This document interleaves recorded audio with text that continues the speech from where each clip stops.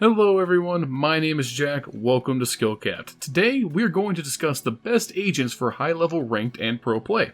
This video is the counterpart to our recent solo queue tier list, so if you're looking for the best agents to play when lone wolfing in the Valorant wilderness, make sure to check out that video first. But for those of you looking to better understand why the best players in the world pick their team composition the way they do, then this is the video for you. We based our rankings off what we observed from the highest level tournaments, as well as the opinions from various pro players, coaches, and our own staff here at Skillcap. With that, we will be ranking all ages in Valorant from S+ to S, A, B, C, and D tier. With this knowledge at your disposal, you and your friends can make sure that you aren't making mistakes before the game has started, and give yourself the best possible team composition to win no matter what you encounter. Regardless though, always keep in mind that these types of lists are subjective. It's possible to win in Valorant no matter what agents you bring into a match, and many teams put different value in different agents depending on many factors we simply can't account for. But before we get into that, are you struggling to win gunfights? Well, don't worry, we've got you covered at skillcap.com. You'll finally learn how to level up your aim, different techniques to win gunfights, and so much more. We have professional courses on every single agent, map, and mechanic in Valorant. This is backed by the top pros, players, and coaches to make sure you're getting the most up-to-date and accurate info possible. In fact, we're so confident that you'll improve using our system that we offer a rank improvement guarantee. Check it out yourself in the link below. Simply put in what rank you're currently stuck at and find out what rank you're guaranteed by using our system. So what are you waiting for? Unlock your true potential and get the rank you've always wanted at skillcap.com, link in the description down below. Jumping right into our number one ages in the S+ tier. The ages in S+ are far and away the best in Valorant, and depending on how far you take it, it isn't unfair to declare these agents overpowered in some instances. Our S+ agents are Omen, Jett, and Breach. Now, Breach may be a surprise to the savvy in the audience, as prior to his recent buffs, Breach had been left in relative obscurity since the beta. The thing is, despite that, high-level coaches have been saying that they hoped Breach wouldn't be buffed because of how easily he could become one of the best and most annoying characters in the game, and that's exactly what happened. We've only ended up seeing Breach at one tournament post 1.07 that featured top EU or NA teams, and that was the recent Blast Twitch Invitational. At that tournament, Breach shot up to an 83% pick rate across the entire tournament and created seismic impact throughout. The changes to Breach seemed very minor on the surface. The extra flash, the small delay reduction between those flashes, his ultimate deploying faster, and now obviously, in hindsight, the huge changes of his concussion debuff not allowing operators to rescope and being pulled out of scope upon being debuffed. But all of that equaled out to Breach going from possibly annoying but hard to use to being absolutely demonic when played in a structured team. We've all seen the memes of Jett's omping a corner, then getting hit by a concussion stun into 3 flashbangs back to back to back, then hit by an ultimate, and just having a bad time, but that's not an isolated issue. Considering the gripes surrounding the operator meta, you should definitely be asking yourself why you don't have a Breach to deal with it. Breach is going to cement himself into a similar spot that Sage had. A near must pick due to the versatility of having a kit perfect for stall and anchor on defense, and great offensive potential. The big difference being, Breach is far better as an attacker than defender, but definitely no slouch in that regard. There is no bad map to play Breach, and if you hate operators, then become a Breach main today. Our other two S+ agents are no surprise to anyone, it's Omen and Jett. They are by far the two best agents in the game, and see near universal usage in any given tournament or high elo ranked game. Let's start with Omen, the King Controller. Omen is the default pick for smoke utility in Valorant. He's better than Brimstone by a country mile, and about 2 or 3 continents in front of Viper. Omen also has the benefits of being a fantastic site anchor, easily rivaling the Sentinels who were designed for that job. Having the biggest, longest lasting, and easiest to cast safely smokes also gives Omen a big edge as a setup player on attack and defense. The things that push Omen over the edge and OP territory to many players are his paranoia and teleports, making him the most slippery defender on the site and annoying to deal with on attack with quick repositioning potential. Arguably, Omen's best ability is his paranoia. I mean, let's not mince words here. Paranoia has a case for the strongest ability in the game. The reality is, despite many abilities being able to kill, stun, or generally annoy people, they all can't rival what Omen can do with this ability. Paranoia has the ability to stifle an entire push, and be deployed from anywhere you can reach your intended target, and be tossed through any cover. It's the perfect defensive offensive tool, and if you could only better tell when you were going to paranoia your teammates, then it would be undoubtedly broken in my eyes. Rounds can almost entirely revolve around getting Omen to use his paranoia for little value, and that speaks volumes for his greater impact on the game. For any player who wants to play a supporting role or be the leader facilitating strats, Omen is easily the best agent for you to pick in the game right now. Talking about the total opposite of Omen, Jett has been a terror in the game for some time now and has directly contributed to the operator meta and the many calls for both it and her to be nerfed. Jett is by far the best duelist in the game and sees near universal usage for any team with dedicated operator play. Her kit perfectly facilitates the abuse of the operator and similar cheesy weapons like the Judge and Shorty. Jett gets the benefits of being able to play super aggressively while also having a mistake remover in many situations, her dash. It's unbelievably annoying to use something like a smoke to cover mid on split, but then get fragged by a Jett who pushed through, ops you, then backdash into the smoke to avoid the trade from a teammate. It's these kinds of plays that have driven people mad with Jett over time. A thing I personally don't rate enough and was pointed out by Hiko in his recent agent tier list is how good Jett smokes are at creating one-ways. It's not something I had really considered, as for most players, myself included, Jett smokes were just used for quick cover and pushes, but it makes a lot of sense. Because Jett smokes deploy once they hit any surface, you can simply throw them head high onto any wall and create a one-way angle. I'm definitely interested to see that explored further, but I don't know if we will. It's no secret that Jett and the op meta are clearly on the chopping block for the next major update, and I fully expect both a major nerf to the operator and probably to Jett herself. I think of all of our S and S plus tier agents, Jett is definitely next to get the Sage treatment, and I think that her decline is just over the horizon. But for now, while she's as is, and you're a duelist player with no preferential pick, play Jett. Just do it. Get some help. Heading a tier down, we find ourselves looking at the S tier agents. Agents put here are some of the best in the game, but aren't necessary to every team comp or map. They have few flaws, but those flaws do contribute to their status being below the agents in the S plus tier. Starting off, our S tier is Cypher. Cypher easily has the best case on this remaining list to be considered S plus or even overpowered in some eyes. However, while useful in almost any circumstance, I think Cypher has sufficient drawbacks that to me keep him fairly well balanced and doesn't feel to me to be like in an unhealthy state similar to other S plus characters. Cypher's kit needs no explanation. Some of the best defensive anchoring in the game via his tripwires, push denial in his cages, intel from his camera, and a situationally beneficial ultimate.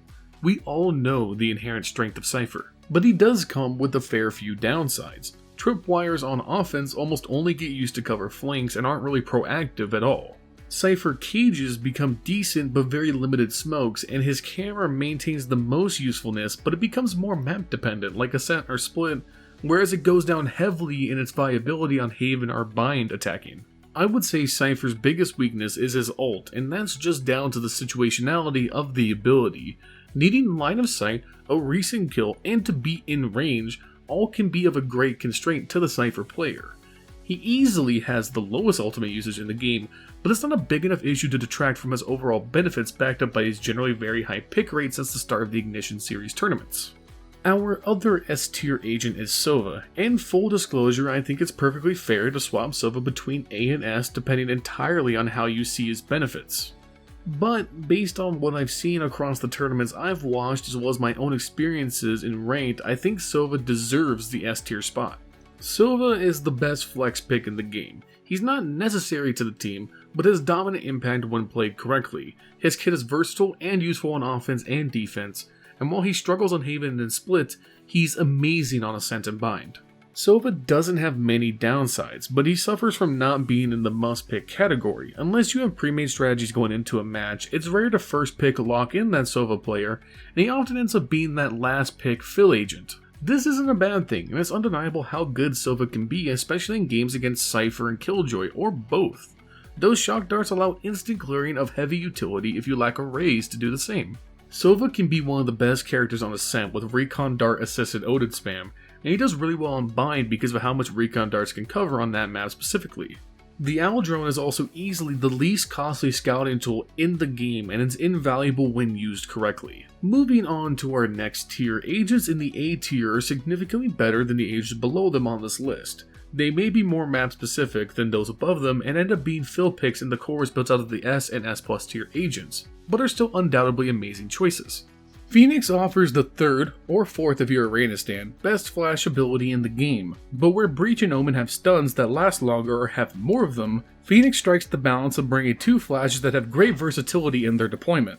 Without a single doubt, Phoenix's ultimate has a claim for the best ultimate in the game.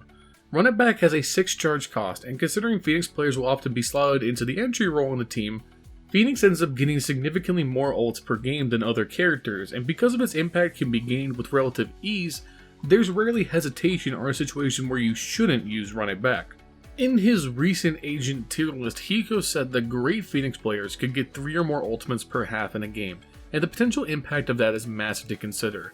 Phoenix is strong on all maps, but currently loses his first choice slot to Jett in terms of duelists.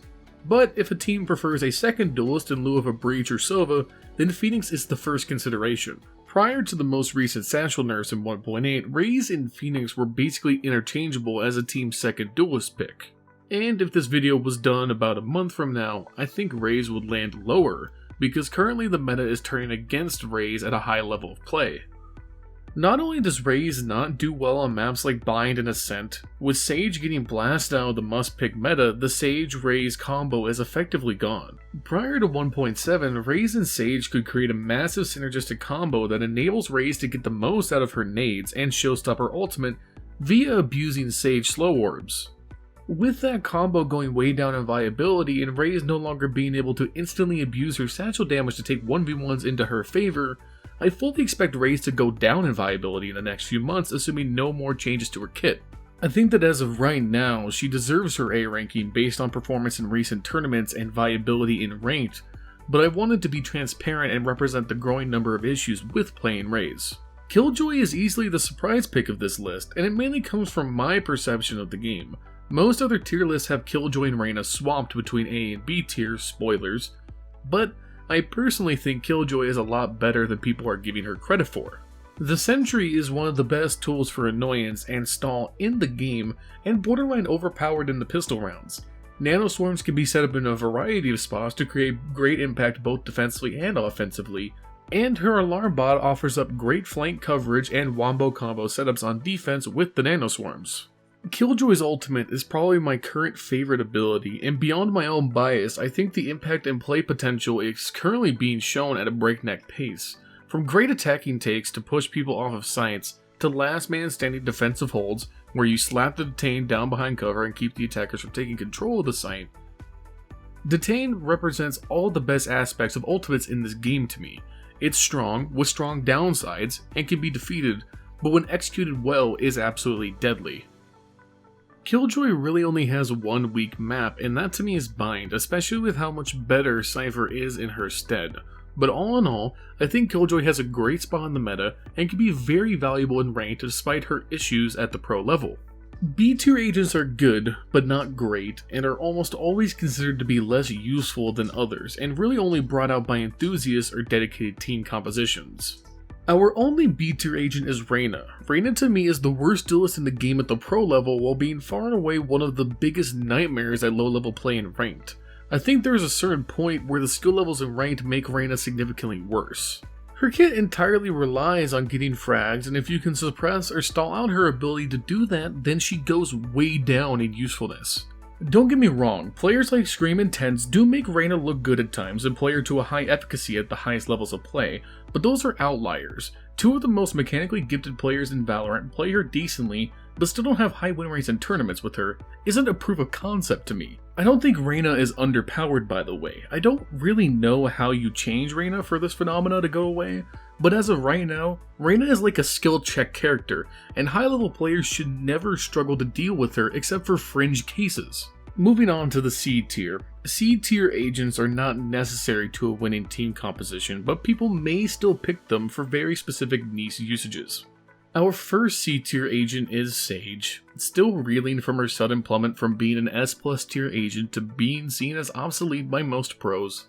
However, I think Sage will maintain some viability always, assuming she doesn't get a buff in the near future. Because at the end of the day, the Res is an amazing tool and her kit is still good, but it lost its biggest appeal. Post 1.7 Sage is no longer able to completely negate pushes like mid on split or many other sites and corridors. Her wall changes made it a preemptive tool instead of a reactionary tool, and that shift is gigantic for her viability. You now have to guess ahead of a push to get that wall up early to let it get to full health. The problem there being that you're forced to make a prediction, and that could be backbreaking if you mess it up. Because once Sage uses her wall and slows, she's just down to the individual skill of the player with no reusable utility that the anchors above Sage on this list have in spades. Sage will unfortunately continue to trend downward, assuming nothing changes with her kit, despite the few good qualities she maintained being quite good. I just don't see her seeing high-level tournament success outside of isolated circumstances like the players of G2, who would pick her still occasionally. Our other C-tier agent is Brimstone, and I'm gonna be honest here. The state of Brim makes me real sad. When I got into the beta for Valorant, I was the biggest Brimstone boy to ever battle. I thought he was the best, and was a former Counter-Strike player's best friend in terms of transferable kit.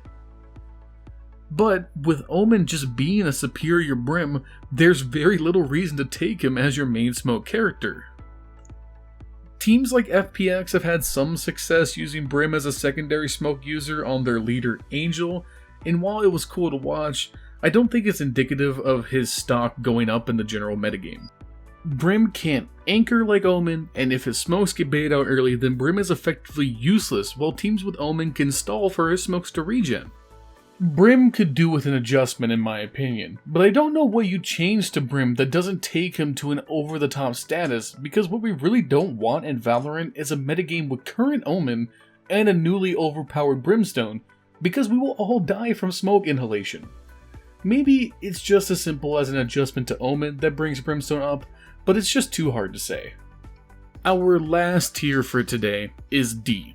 D tier agents are unviable for competitive play, and are only to be used by teams that have practiced vigorously to try and create situations where their tremendous downsides can be overcome. But in general, picking a D tier agent is a hindrance over helpful. Say it with me guys, our only D tier agent to the surprise of no one is Viper. I know, shocker, I will give you guys a second to digest this information because I too was shocked to find this to be the case. I gotta be honest though, I really like Viper. I think she can be one day very impactful to the metagame, but she in her current state is just awful. Despite all of the buffs and changes, she is far too hard to make work, especially when controllers like Omen and Brim are far better and easier to use to full effectiveness. I was struggling to put into words what makes Viper so bad, but Hiko kinda nailed it. Most of her abilities, especially her ultimate, can be hindrances to her team rather than helpful.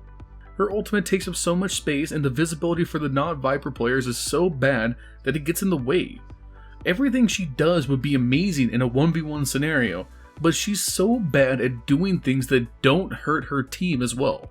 I really don't know what you can do to Viper to make her good, but as of right now, there is no logical reason to pick Viper if your goal is to win at a high level.